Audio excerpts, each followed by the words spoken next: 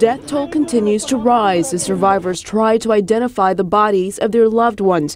UN officials say more than 1,000 people died in Wednesday's earthquake. It devastated the Indonesian port city of Padang. Foreign rescue workers in a race against time have been arriving and trying to dig out people believed to be buried under this rubble.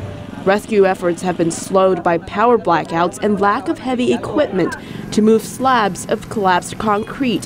While emergency crews are not optimistic of finding any more survivors, Tommy Irwin Saya says he is hopeful he will find his wife.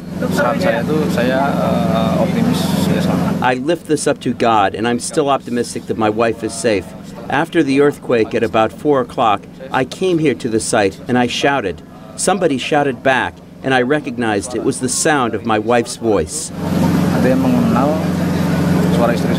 Survivors face a shortage of fuel, food, and clean water. Some, fearing another earthquake, are staying in shelters.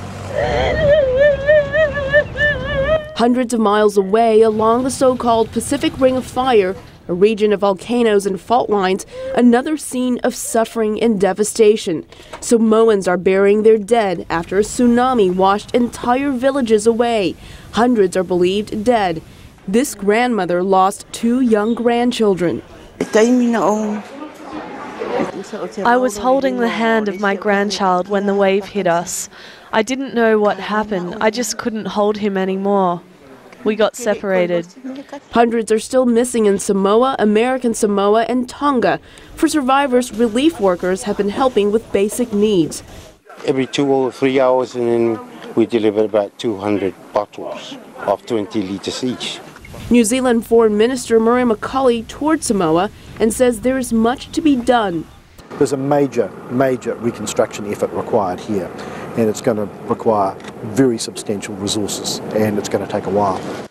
As rescue efforts continue, the Philippines, also along the Ring of Fire, brace for a deluge from Typhoon Parma. The Philippines are still recovering from Typhoon Kitsana that killed more than 400 people in Southeast Asia. Officials fear Typhoon Parma may have enough destructive power to develop into a super typhoon. Elizabeth Lee, VOA News.